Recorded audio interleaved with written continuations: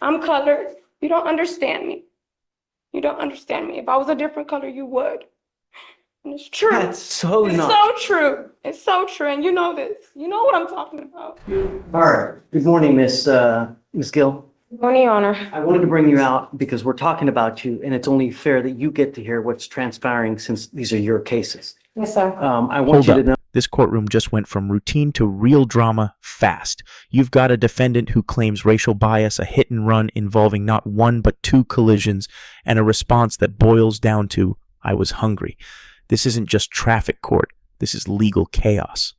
We're about to see a judge react to probation violations, felony charges, and one of the boldest post-accident excuses we've ever heard. Who do you think is at fault here? Is this systemic injustice or just reckless behavior spiraling out of control? Let us know in the comments below. I want you to know, I don't know anything about your case. All I know is that you've now, as of 3/26, yesterday, you picked up a failure to stop and give information. What happened? Or, well, hold on. You have the right to remain silent. Anything you say can or will be used against you. Okay, good. On March 25th, 2025, officers were dispatched to 15357 Wallaceville Road in Harris County, Texas, regarding an FHDI call. Upon arrival, the officer spoke with the complainant, who stated that she followed the defendant after the defendant's vehicle hit her twice and failed to stop and give information. The complainant stated that she was driving southbound on the East Sam Houston Parkway, and the defendant failed to drive in her lane and sideswiped her, causing the vehicle damage to the right side panel of the defendant's vehicle.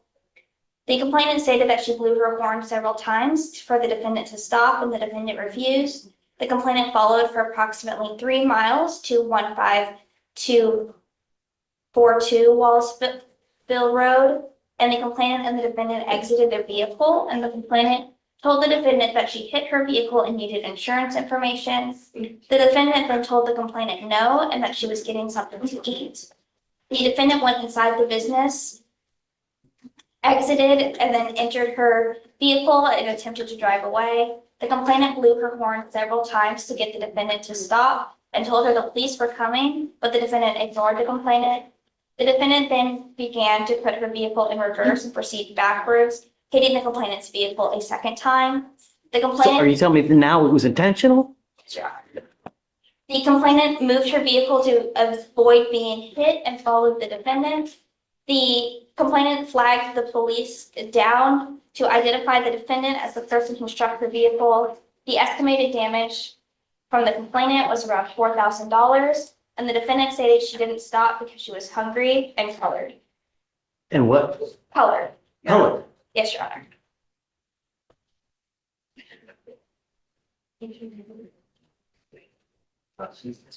Can you look up to see if she has a valid Texas driver license? Yes.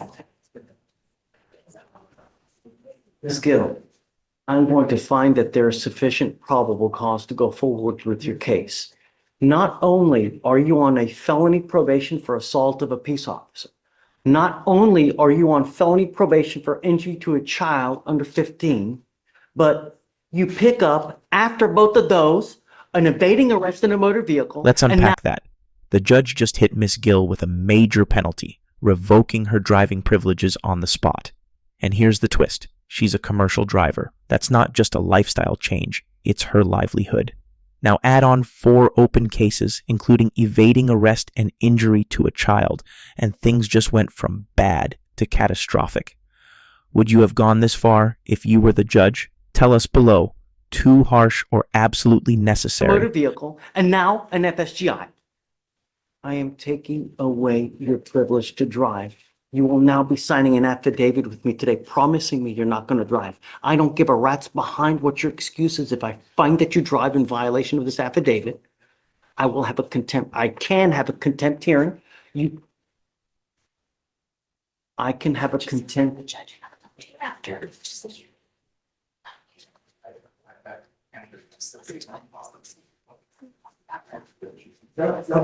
Finish. I'm so please. sorry. Finish. I'm a commercial driver. Really? Yes. Really? Yes. You, if you do have a CDL, Sorry, that is correct. She does have a valid CDL. are held to an even higher standard because of that CDL. You now have a total of 4 open cases, one of those being this FSGI and an evading arrest in a motor vehicle. I am taking away your privilege to drive. If I find that you do, I can have a contempt hearing. You can be facing an additional 6 months in jail and a $500 fine.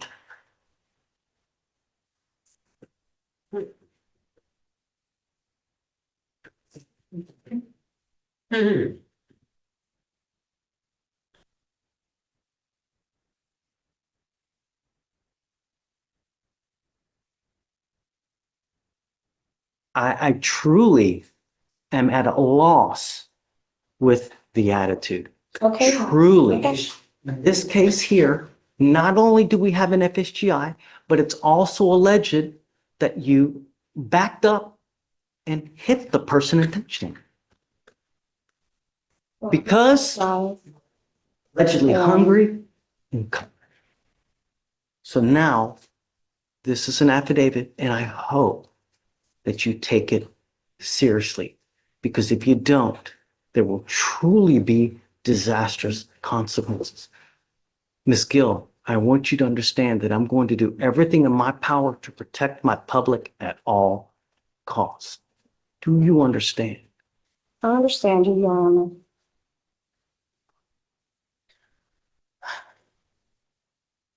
May I make argument for a PR bond, Your Honor? She's made a bond in the felony already. And even with the affidavit to not drive, I expressed to her that that was a possibility of a bond condition. I've spoken with her. She has family members who can help her get to and from court. She's a single mother of 2 children. She has lived at this address here in Houston for the past 5 years. She lives with her mother. She lives with her younger brother. Has lived in Harris County her entire life. And she has, in these felonies, she's actually applied to be put in mental health court because during this incident and the felonies, she was unmedicated and she has a history of mental health diagnoses. And so as a client of the Harris County Public Defender's Office, we have every intention of getting her treatment for those mental health issues. But she's already made a bond in the felony, and she is willing to abide by any condition that this court will impose on her. It's down to the difference between $0 and $100. And So I appreciate your argument. She's technically, you are right on bond. My feeling is that these felony courts probably do not know that she has now picked up this case yet. So I don't know what, if anything, they're going to do when they do discover this. I find, Ms. Goucher, right? Is that what, Ms. Goucher? I really appreciate your argument going to bat for her, but I think with her demeanor, her attitude, her reckless and wanton action on the road, is that you are a danger to the public, and your bond is now set at 1,000, and I'm going to raise it to 5 because I think that you really are a danger to the public, and your attitude shows us and tells me that, hey, I'm going to do what I want to do, and that's it. And that's always, I mean, really, don't say anything. how many people died this weekend on the road because of the reckless and wanton actions? All we want are our streets to be safe. You're not helping me, Your Honor. You're not helping Don't me. say anything. I'm struggling. I'm a single mom, and I've been struggling with the courts for years already, and I'm tired of this. Okay? I was beat, okay, in front of my children, and I was thrown on the ground like an animal, okay? And I'm tired of this. I'm tired of all of this, okay? In front of my children. My children have trauma, okay? And I have no insurance for the medication, and I have not been on the medication. I'm trying to get the insurance to get on the medication. Ms. Gill, Okay. I understand that, but at some point, your actions become your own, You right? don't understand. I'm colored. You don't understand me. You don't understand me. If I was a different color, you would. And it's true. That's so It's not. so true. It's so true. And you know this. You know what I'm talking about. I call out discrimination when I see it on a daily basis, ma'am. I don't care who it is. I don't care what color. They're a small farm animal. I don't care. I call it when I see it. The only thing, because I don't know them. The way I get to know them is paper. And they tell me what happens in the case. And from what I see here and what has transpired here within the last 10 minutes. Really? Officer Harris did not read me my rights. Well, I will let They've been mishandling me like this for years already, okay? I have the right to tell you this. And I'm telling you, she did not read me my rights. She just shoved me behind the officer car. I did not get a voice to speak out anything. Yes. She just brought me to jail. You guys speak about that. I'll tell you, look, here's what I'm gonna do. I'm gonna leave your bond at $1,000 now. All right? I'm not gonna raise it to 5, but I can't continue to give you a PR bond. Terminated from employment too. Listen, Okay. do not drive.